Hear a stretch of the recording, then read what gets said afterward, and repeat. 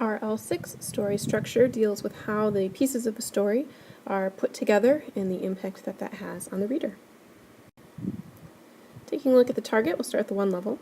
One level is you can identify an author's choices concerning how to structure specific parts of a text. In other words, you can tell me what type of beginning or ending or structure it is, but you don't give me any proof or tell me about the impact. At the two level, you can explain, so you're identifying and you can tell me a little bit about how it might impact the reader. It would be very basic, such as, this is an action hook, it's meant to grab the reader's attention. At a three level, proficiency, you can analyze, meaning you're going to be breaking it down, giving me specific details from the text, and talking about how those specific details contribute to meaning, why the author chose that particular word, for instance, versus other words. At a four level, in depth, we're looking at quote use here. I must see quotes in your response in order for you to earn a 4, and you are telling me what specifically about those quotes is significant and why it has impact on the story. So first thing we're going to take a look at is just different methods of starting a story. We've talked about a few of these before in previous targets. We'll go a bit more in depth now. The first one would be action. For action, you're going to be looking right at strong verbs. And it's not going to be just they're walking down the street, but it's going to be something very exciting happening. For dialogue, you'd have a conversation going on between multiple characters. Or I suppose it could be some self-talk too. And again, it should be, what they're talking about should be of impact to the whole story. Some authors will choose just to start with setting. If setting is going to be very important to the story, you'll see some description of it. And foreshadowing. Now, foreshadowing through reflection, any of these could also include some action, dialogue, or setting, so you might want to keep that in mind. Foreshadowing hints at what is to come, not outright saying it, but hints that there's trouble brewing, hints that characters aren't going to get along, just hints though, nothing direct. A flashback would be something that occurred before the time of the story. That might be significant. A flash forward would be jumping into something that happens in the mid to end of the story. It's described first.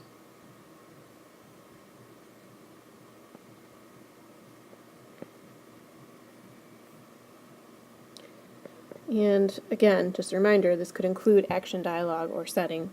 And then reflection, we'll talk about the significance or the impact overall. There we go. Okay. So significance of the story might hint at the theme,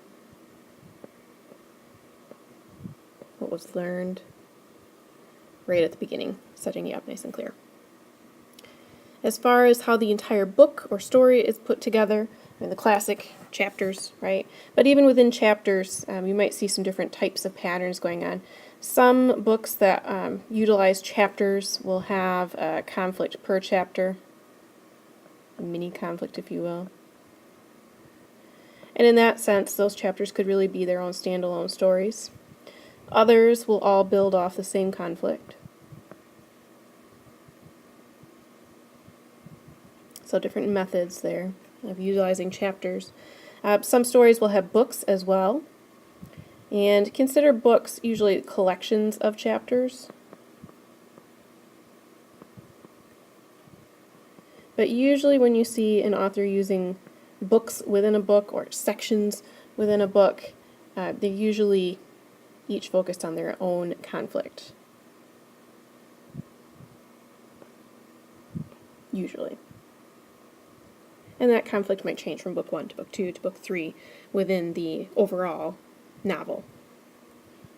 Some authors will utilize multiple points of view, where you hear from different characters and get their different perspectives.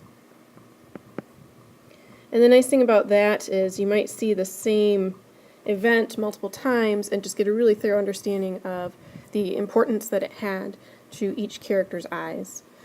Some other authors might choose to use stream of consciousness. Now these can be a bit muddy to read. There won't be much distinction between one conflict or another. It's really just a running list of what the character is thinking. or doing. And again, that can be a little bit harder to follow, but some authors do choose to do it. The nice thing about it is that it can be really thorough as far as getting a good feel for what the character is thinking.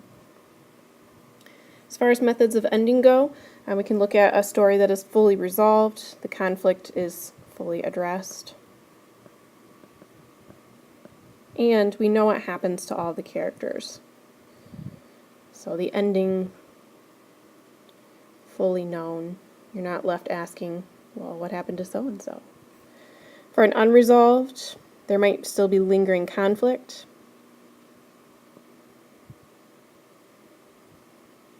And you might not know what happened.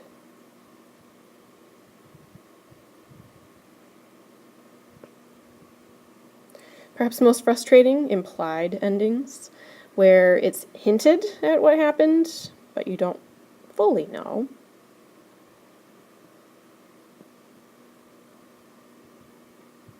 You just have to make some assumptions, and generally we hope for the best for our characters. A twist, an unexpected change at the end. Maybe the character we've been rooting for all along is shown to be evil. And then a tie back connects back to the beginning of the story. You might also call this full circle. Effective with flash forward types of beginnings as well there. So we've got different types of structures to talk about now. What will you be doing when you take a look at your literature? Well, you'll be discussing how the story begins and why you think it begins that way. As we've gone through these different types, we've talked a little bit about what impact that might have on the audience.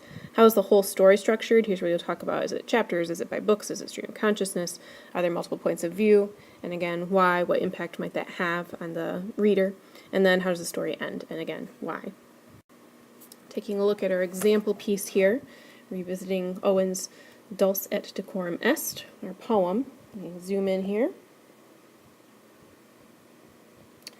So this particular piece starts with bent double like old beggars under sacks, knock-kneed, coughing like hags, we cursed through sludge, till on the haunting flares we turned our backs, and toward our distant rest began to trudge. We are clearly starting with some action here. So we have an action hook. And with this particular action, I mean, we're bent double, we're knock-kneed, we're coughing, we're cursing as we go through sludge, turning our backs to our rest and trudging. A lot of strong negative verbs here. And so that action hook is actually really showing, in this particular case, how bad that war was.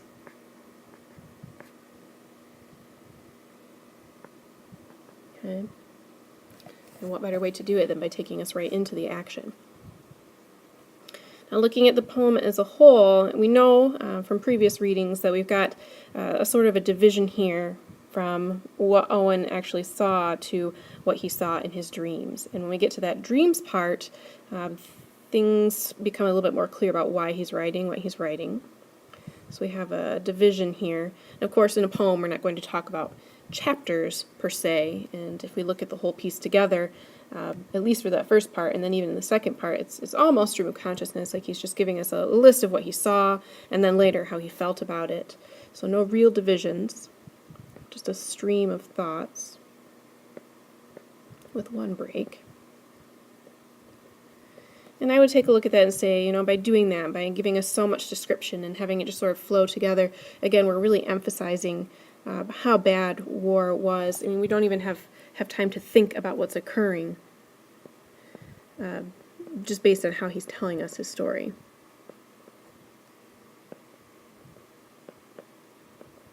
And then as far as the closing, here we have a change. We know that he shifted to talking to you, if you could dream, and at the end, that coming back to the common line that those who are sending soldiers off to war would say, Dulce et decorum est, pro patria mori. Once again, it is right and sweet to die for your country.